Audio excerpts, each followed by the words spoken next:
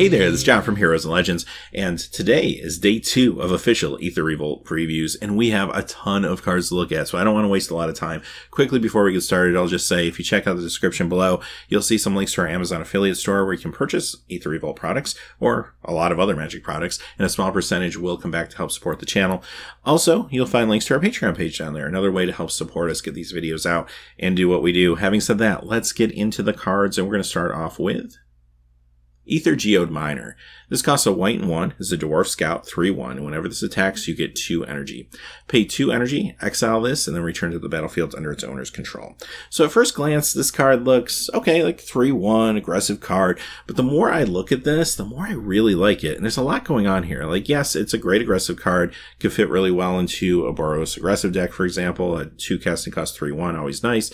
It has a way to get energy potentially by attacking in, that could be good for some decks, but what I really like about this is the pay 2 to flicker it. You pay 2 energy, it gets to flicker. Now when you attack with this, you have 2 energy in your bank, so if you don't like the way the blocking's going, you can flicker it. And this really allows you a lot of opportunities to bluff your opponent. It's basically like a free attack every turn. I attack with it. If I don't like what's happening, I flicker it, and there you go. It's like it never happened. Wonderful. But your opponent has to wonder what you're doing. I mean, especially if you're maybe in game 2 of a limited series and game 1 you showed some combat tricks, for example. Now, turn 2 and game 2 you play this, your opponent could be thinking they could have a combat trick. I have to take that into account. So a lot of times they may just absorb this 3 damage just because you're kind of outright bluffing them, and if they don't take the bluff, then no harm done, you just flicker this card.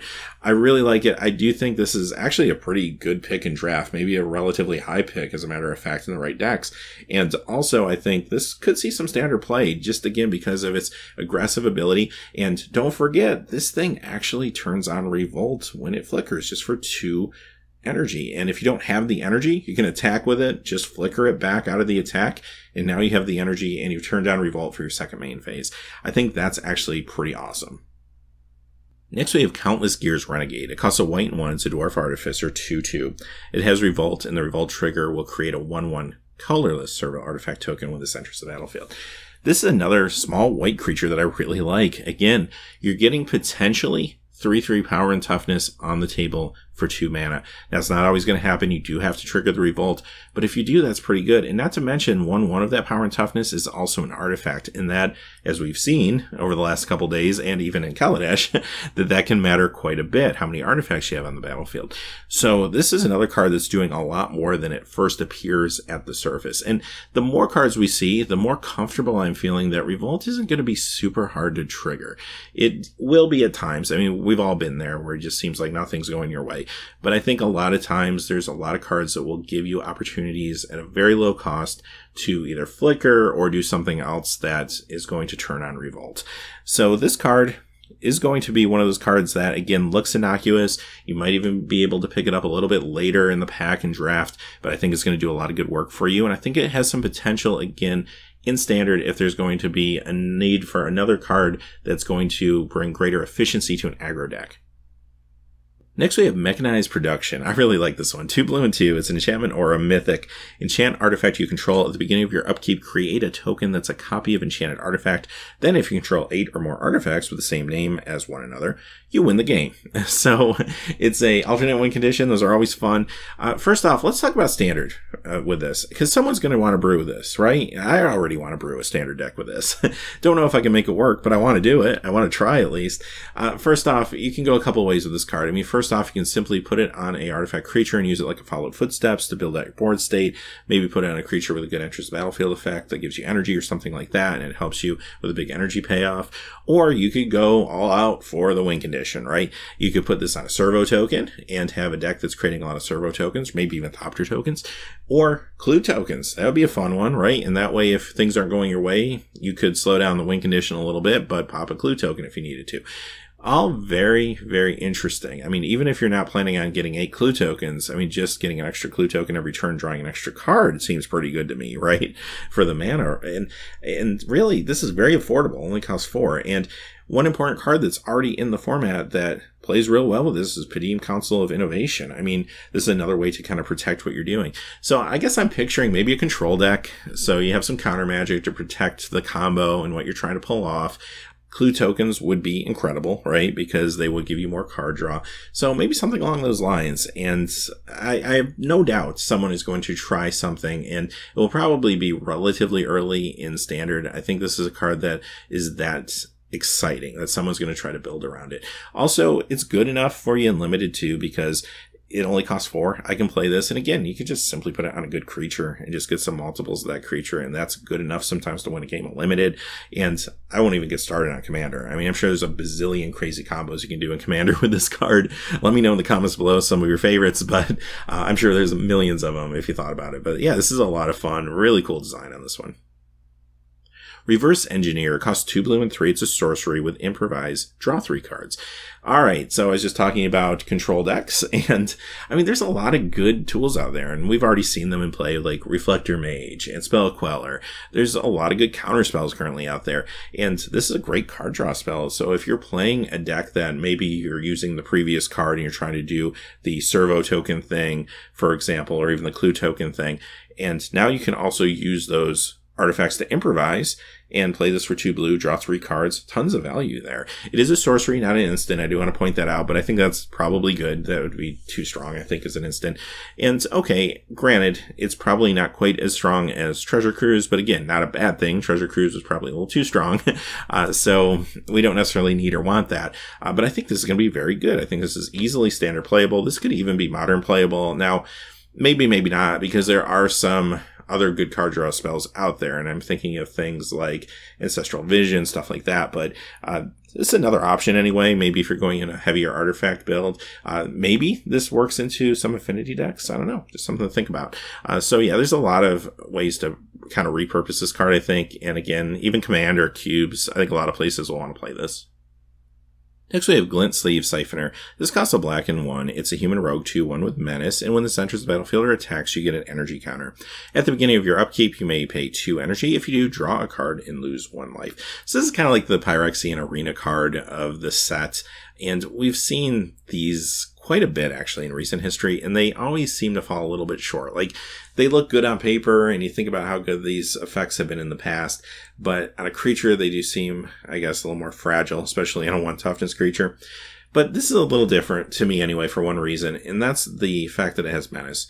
That gives this card a little more versatility than maybe some other similar cards have had in the past.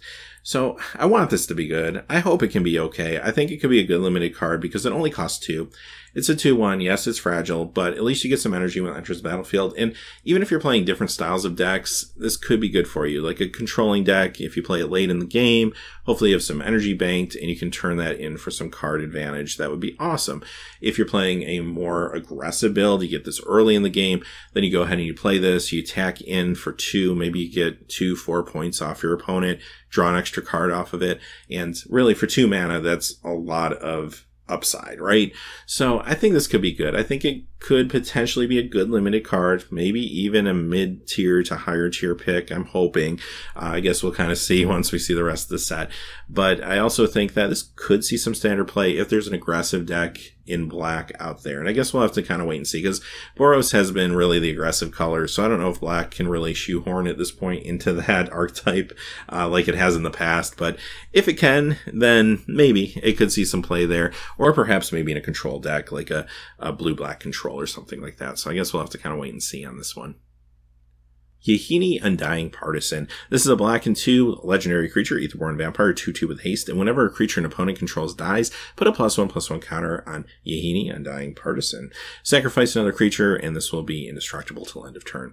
Alright, there's a lot going on here. This is another one I really like that's a pretty cheap spell, right? I mean, it costs 3, it's a 2/2, it has haste, it can get in there in a lot of situations, which is nice, but what I really like about this is that sacrifice another creature ability. It gives this card a lot of endurance. Now, yes, you do have to have the board state to back it up, so you need some tokens or something like that to be around this creature to keep it alive.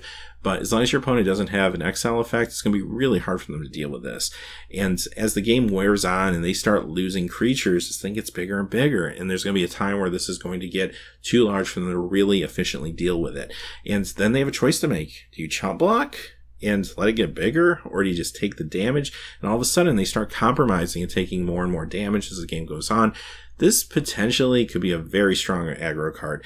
Now, it's legendary, and I think it's legendary for a reason. I bet this tested really, really well, and that's why they went ahead and made this the Yahini card, I think, and it quite honestly could be the case. So watch out for this one. I think this is going to be quite good. One thing I do want to point out, though, the sacrifice ability. It's always nice to have a sack outlet on the board, but you can't sacrifice this to itself like Nantuko Husk, and I don't really think they're going to print that type of ability again, because that's very confusing to new players. So this is what you get nowadays. I think it's still good to have around when you need it, but just remember that if someone's going to try to exile it, you can't sacrifice it to itself, put it in the graveyard, and then recur it later. But regardless, very good card. I think this could be a really good high draft pick, and potentially could see standard play too. Hungry Flames, a red and 2, and this is an instant that will deal 3 damage to target creature, 2 damage to target player. I like doing 3 damage to a creature. And the thing with these spells, they're a little narrow, right? Like, you don't see Lightning Bolt printed anymore, and you probably won't, at least not for quite some time. But this costs 3. It's instant. You do 3 damage to a creature. You can't do that 3 damage to a player, but as long as you can hit a creature, then you can do 2 damage to a player. Now, that could be your creature if the situation presents itself. You do want to keep that in mind, but you do have to hit a creature. And yeah, it's okay. Like, you'll be happy to play this in Limited. Like, this is good enough in Limited that you'll draft this and maybe in the middle of the draft and be like, okay, it's going to be removal for certain creatures. I'm cool with it. This could be played a little bit in Standard if there's a need for it, but quite honestly, I think there's just better removal out there right now, and there's probably better stuff we still haven't even seen yet. So this is more of probably a limited card for me, I think. Release the Gremlins. This costs a red and 2x sorcery. Destroy X target artifacts. Create X 2/2 red gremlin creature tokens. Okay, when I first read this card, I think that double X kind of scared me a little bit. I'm like, okay, that feels like it's going to be expensive to do anything. But the more I thought about it, I felt like, you know, in a world of smuggler copters, any sort of artifact removal I can find, I'm kind of on board with. And I started thinking about Manic Vandal. I mean, this is a card that basically is almost the same thing in a lot of ways. I pay 1 red and 2. I get myself a 2/2 creature. I destroy an artifact, right? And most of the time, that's probably all this card's going to be. And that might actually just be good enough in this environment with copters running around everywhere, right? So I think this will see standard play. It might be out of the sideboard, but I think we'll see standard play. And what's nice is later in the game, if you have more expendable mana, then this actually becomes even better. You can destroy more things, create more tokens, and it's kind of nice, right? It's just a nice possibility to have in the late game. Someone might think of something crazy to do with this at the same time, I don't know, but at least for me right now, it's just a Manic Vandal, and I think that's good enough. Aetherwind Basker. This one costs 3 green and a 4. It's a mythic lizard 7/7 with trample. When this enters the battlefield or attacks, you get an energy counter. Pay 1 energy and it will get +1/+1 till end of turn. Okay, so to me, this is kind of like the big commander mythic of the set, and there's always 1 or 2, and there's nothing wrong with that. I think that's awesome. This is a pretty big creature, and he's a big old trampler. You can take your energy, convert it into more power and toughness until end of turn. I really like that.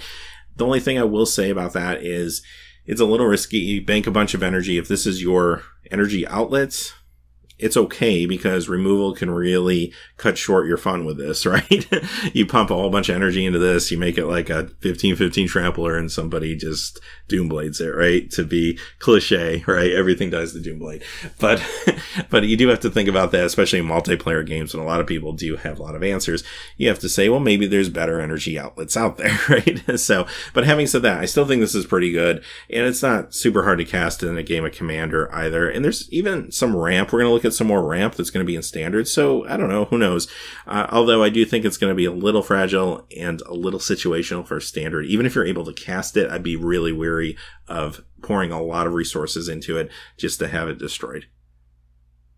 Next, we have a card spoil from a Japanese language spoiler, and it is Aid from the Cowl, 2 green and 3 enchantment, Revolt. At the beginning of your end step, if a permanent you control left the battlefield this turn, you may reveal the top card of your library. If it's a permanent card, you may put it on the battlefield. If not, you may place that card on the bottom of your library. This is interesting to me. I mean, it only costs 5, which makes it affordable. There's a level of variance, obviously, because if you flip an instant or sorcery, then it's just going to the bottom of your deck. But this does hit lands, it does hit creatures, it does hit artifacts, so it hits a lot of stuff. And if you build your deck around this card, perhaps you got some value there. I don't feel like Revolt is too hard to trigger. So I don't know, is this the top end of maybe some sort of mid-rangey aggro green deck, and this is another way to get more creatures out faster? Or maybe this plays well with energy, with creatures coming to play, giving you energy with another energy outlet. I think the big question is, if you try to brew something like that in Standard, how many instant sorceries are too many in that deck? And you almost kind of want some, because I'm thinking, like, if I'm playing this and maybe a Selesnya build and I'm trying to build up energy and do some crazy things, I still want to be able to protect myself against the Smuggler's Copters and stuff like that. So I kind of want the Fragmentize in my deck, but how many of those are going to be too many to make this card not good anymore? Like, that's a lot of, I think, brewing and work you have to do to try to evaluate if this card is going to be really strong or not. Having said that, I would like to test it. Don't know if it could quite get there in this current Standard because it is so aggressive, but I'd like to try it out. I think it could be fun.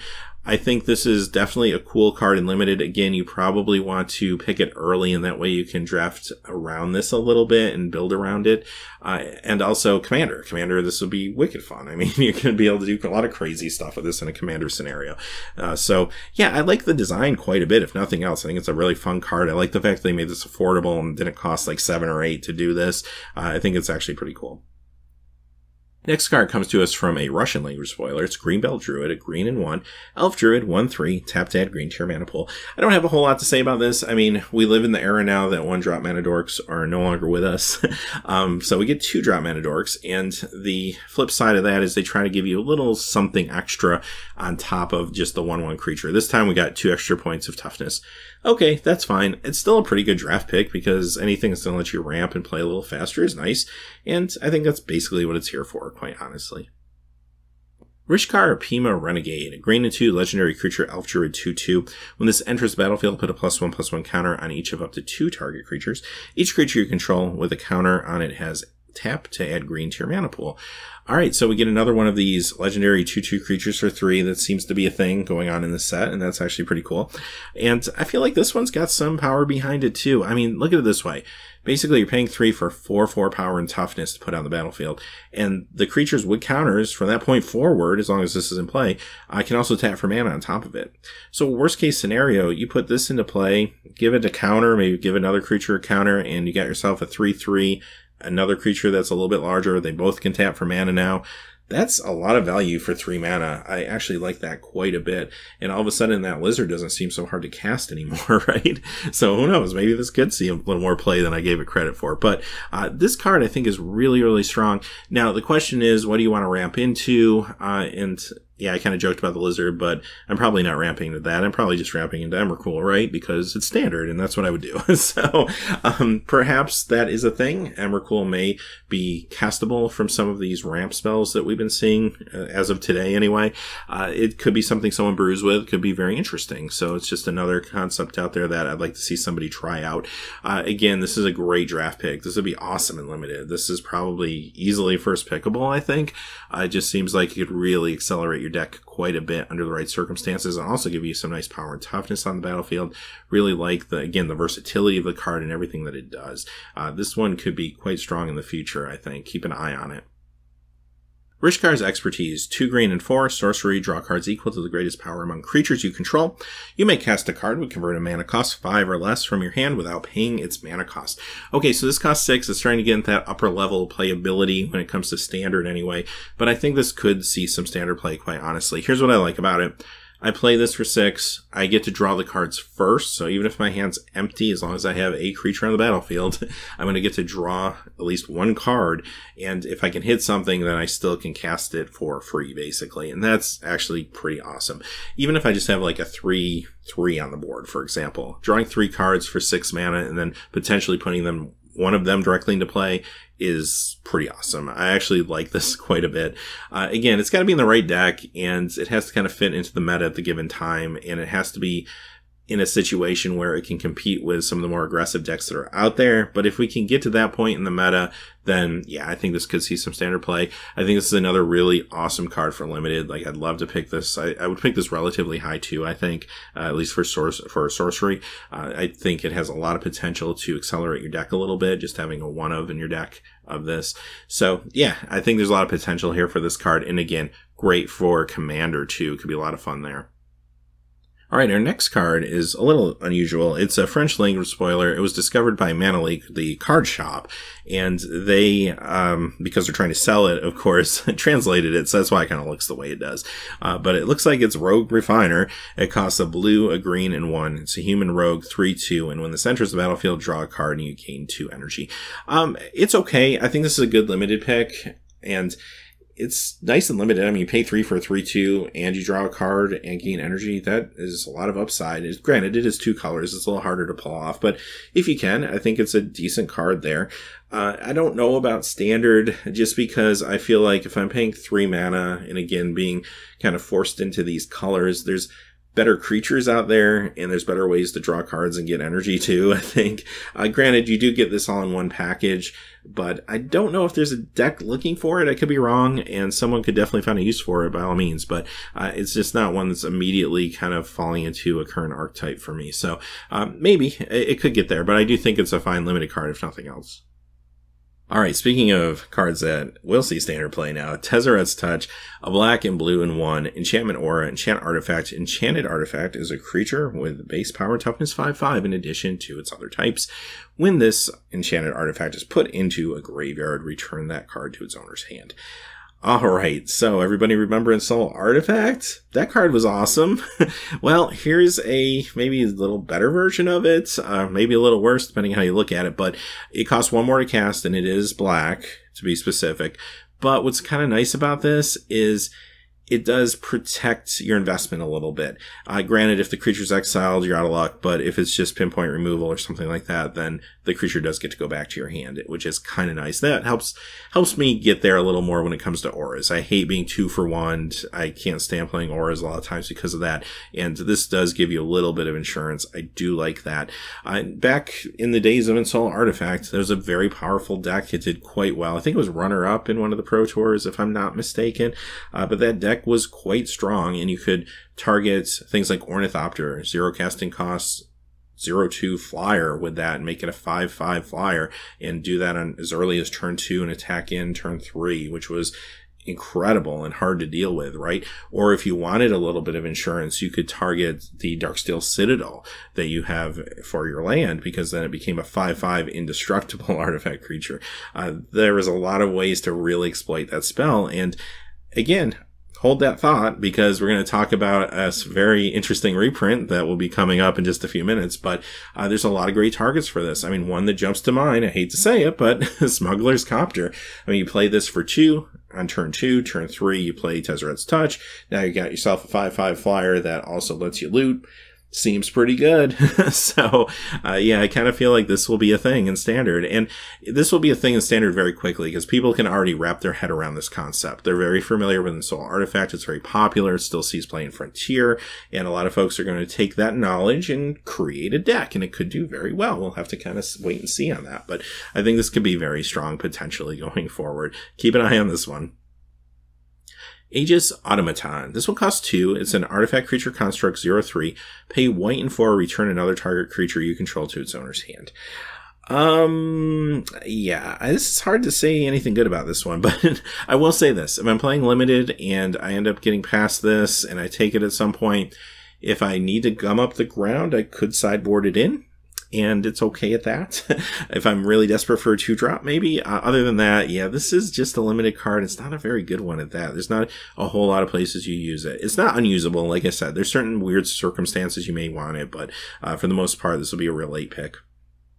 Alright, next card comes to us from a Spanish language spoiler, and it's Inspirational Monuments. It costs 3. It's an artifact. Non-artifact spells you cast have Improvise. That's actually kind of cool, right? Now, look at it this way. I pay 3 for this, and okay, I just gave all my non-artifact spells Improvise, but it didn't do anything else this turn. Or did it? Because I can now actually tap this. It's an artifact. I can tap it to cast something else. So that's actually kind of interesting. And it's almost like a maybe sort of not great mana rock in some ways, but also it's still a very good card because it is enabling you to take a deck with maybe a lot of servo tokens or thopters or something like that and be able to ramp out to some bigger things. I think that's actually pretty cool. So again, this is a build around me card. If you do draft this early, there's probably a lot of crazy stuff you can do with it. Start drafting a few bigger things, or perhaps pick up some fabricate cards and the Kaladesh pack, stuff like that, to really make this thing a little bit stronger. Could be quite good for you there. I do think there's standard potential here as well. The main reason for it is because we all know her, we all love her. Emrakul the Promised End. This is just another way to accelerate this card. Incredibly powerful card, and I think someone's going to try to do it again, probably sooner than later, so keep an eye on this card in this combo. Alright, next we have a Japanese language spoiler. It's Merchant's Port. It costs 1. It's an artifact creature construct 1/2. You can pay a blue and 3 and tap. Tap X number of artifacts you control. Look at the top X cards of your library. Add 1 of them to your hand. Put the rest on the bottom of your library in any order. Okay, this card to me is just basically a limited card. And I'm trying to think where I kind of want this. I mean, it's always nice to be able to dig for an answer when you need to. But I'll be honest with you, I don't see myself main decking this all the time. Maybe sideboarding it in certain matchups, just because it's a pretty big commitment and it's very high variance. It's real cheap to cast, which is nice. But the activation of a blue and 3, then you have to tap this, so you can't even use this towards the next part. And then you have to tap X artifacts to dig for something. It doesn't feel super great to me. It just seems to be asking a lot. Now, if you're back against the wall and you need a removal spell or something, you might be happy to have this sometimes. So I could see boarding it in, like I said, but yeah, I'm probably not starting with this in my deck. Alright, I told you there's a surprise coming, and here it is. Ornithopter, it's back! So, on the left side you see the invention version, I just put that there for context, but on the right side we have the Korean language version of Ornithopter, which is going to be in the actual set. So there you go, cost 0, 0/2 flyer, artifact creature, Thopter, classic card originally from Antiquities, been around a really, really long time, and folks always find something good to do with it, as we saw not too long ago with Soul Artifact decks in Standard. So yes, this is a target for Tezzeret's Touch, and there you go. You can start putting that deck right back together again. So pretty cool. I'm glad to see it here. It's always nice to see a reprint that comes from the old days of Magic. Pacification Array. This costs 1. It's an artifact. Pay 2. Tap target artifact or creature.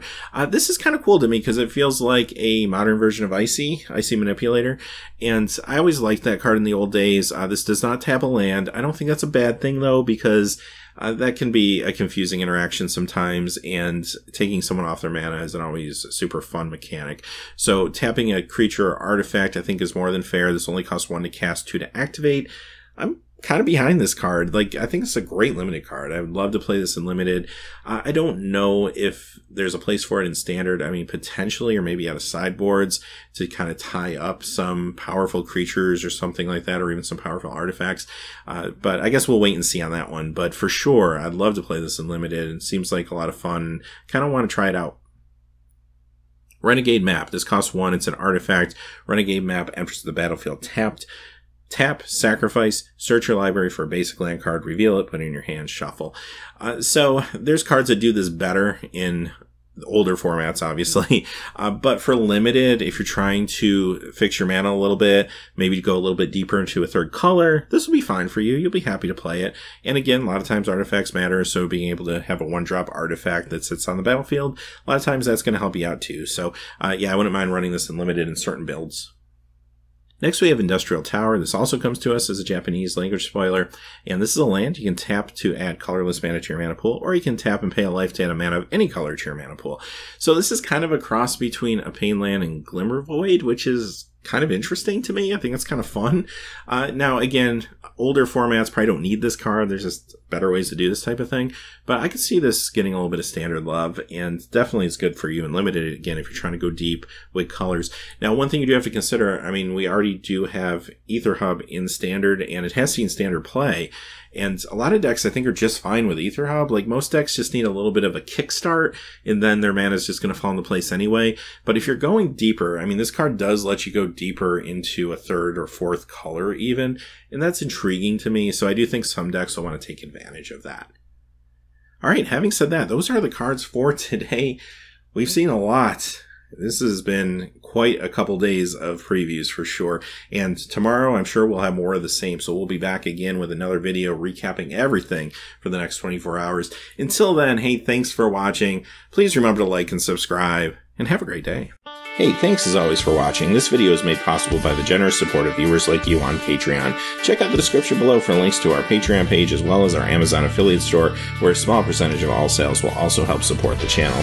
Finally, if you haven't had a chance yet to subscribe, hit that subscribe button so you don't miss any new videos on Heroes and Legends. Talk to you again soon, and have a great day.